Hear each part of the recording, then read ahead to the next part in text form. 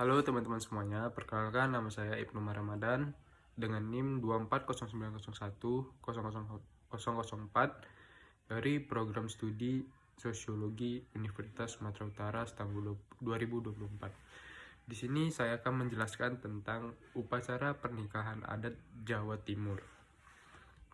Langsung saja kita masuk ke materi pembahasannya. Pada awalnya, upacara adat pernikahan Jawa Timur ini diawali dengan nontoni atau perkenalan. Prosesi awal ketika seorang pria akan melamar pasangannya, yaitu nontoni, tahap di mana pihak keluarga pria datang ke rumah pihak keluarga wanita. Proses ini bertujuan untuk mempertemukan kedua belah pihak dan memastikan kepada pihak wanita apakah masih berstatus lajang atau telah memiliki pilihannya sendiri. Setelah itu, prosesnya dilanjutkan dengan panembung atau lamaran.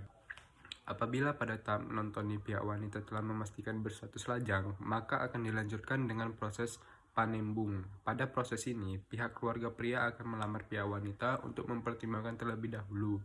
Biasanya, tenggat waktu yang dibutuhkan yaitu sepasar atau 5 hari. Apabila dirasa telah cukup, yakin, maka tahap berikutnya pihak keluarga wanita akan memberi jawaban kepada pihak keluarga pria bahwa pihak wanita siap diperistri. Tahap selanjutnya adalah midodareni atau siraman. Mempelai pria dan keluarga akan menyambangi kediaman mempelai perempuan untuk memberikan aneka seserahan. Meski begitu, mempelai pria dilarang untuk bertemu dengan calon istrinya. Ini karena mempelai perempuan sedang dipingit hingga hari pernikahan tiba. Selanjutnya adalah ijab kabul. Ijab kabul adalah akad nikah atas pengesahan seorang pria dengan wanita menjadi suami istri. Ijab kabul dilakukan di hadapan penghulu, wali, saksi, dan disiarkan kepada masyarakat luas agar kelak tidak terjadi fitnah atas perilaku yang diperbuat oleh keduanya. Setelah dilakukannya ijab kabul, tahap selanjutnya adalah panggih atau temu manten. Selepas ijab kabul, biasanya dilanjutkan dengan upacara panggih atau temu manten. Pada acara panggih, pengantin pria dan wanita terlebih dahulu dirias. Selanjutnya, rombongan pihak keluarga pengantin pria membawa sanggan tebusan yang akan diserahkan kepada orang tua pengantin wanita. Acara panggih di tiap daerah berbeda menurut kebiasaannya masing-masing. Ada yang hanya sekedar bersalaman antara pengantin pria dan pengantin wanita, ada pula yang menggunakan sarana midatigan, yaitu pengantin pria menginjak telur mentah lalu kakinya dibersihkan oleh pengantin wanita. Namun, yang paling umum dalam tradisi panggih adalah menggunakan gontalan sirih atau gulungan daun sirih untuk balangan, yang artinya saling melempar, yaitu kedua pengantin saling melempar dengan lintingan sirih. Lemparan dari pengantin pria berarti bimbingan untuk mencapai cita-cita, luhur, serta rasa tanggung jawab dan sebagai penganyam keluarga.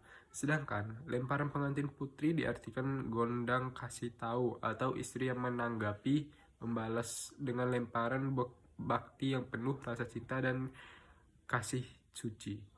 Acara selanjutnya itu dilanjutkan dengan bobot timbang. Bobot timbang yaitu ayah mempelai putri duduk di pelaminan dan kedua pahanya diduduki oleh mempelai pria dan wanita.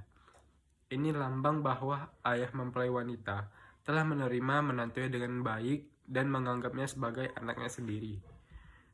Selanjutnya ada namen jero. Namen jero yakni ayah menekan bahu pengantin agar duduk di pelaminan.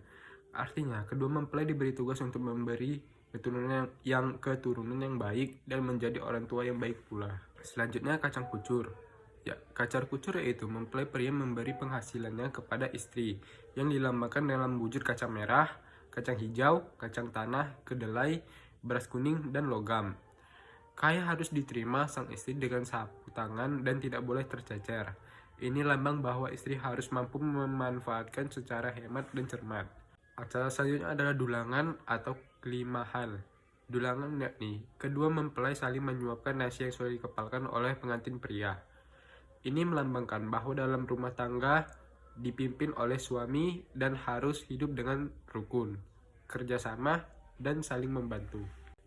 Acara selanjutnya adalah sungkeman. Sungkeman merupakan simbol ungkapan dharma bakti kepada orang tua serta mohon doa restu dengan berjongkok seperti orang menyentuh lutut orang tua.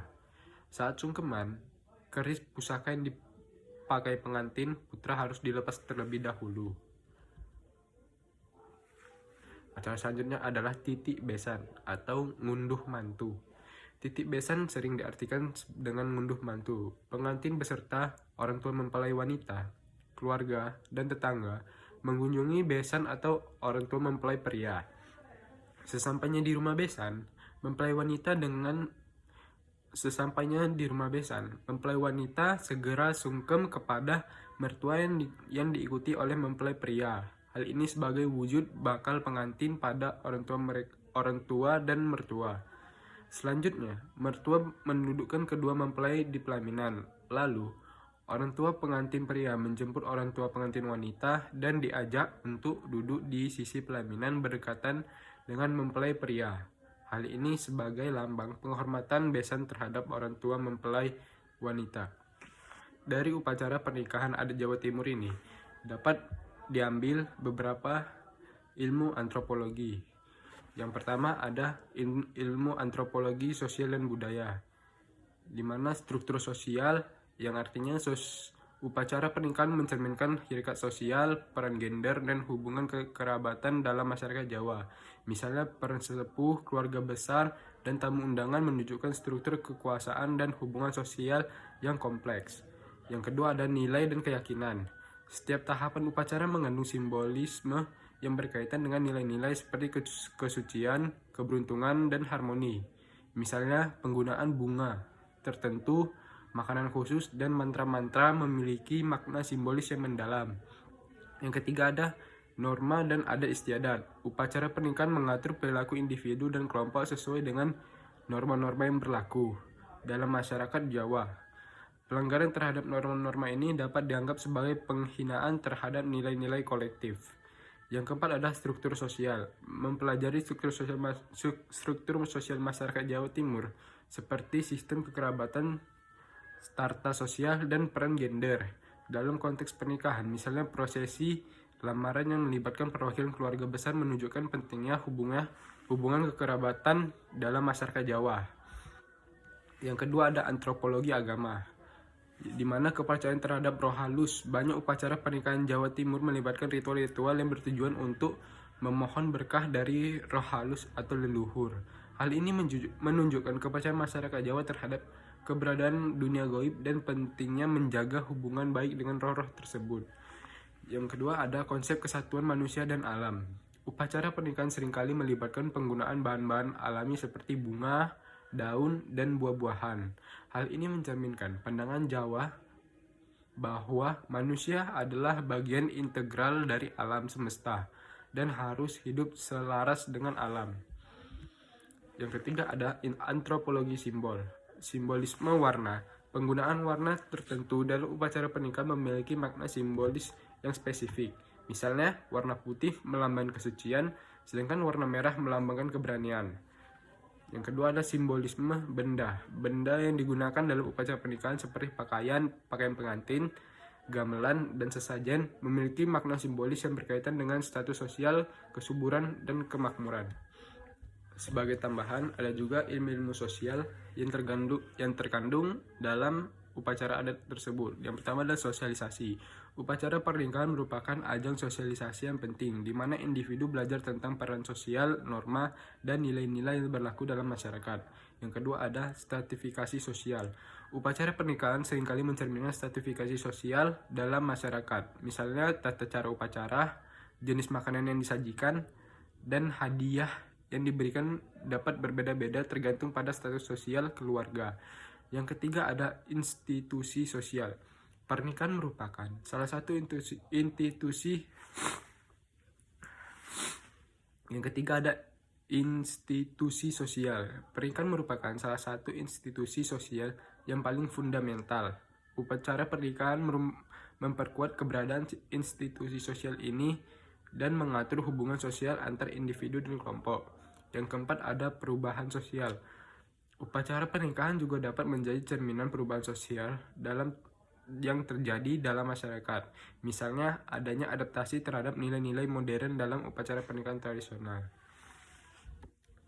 Sekian penjelasan dari saya. Jika ada kekurangan atau kesalahan kata dalam penyampaian materi saya ini, saya mohon maaf. Wassalamualaikum warahmatullahi wabarakatuh.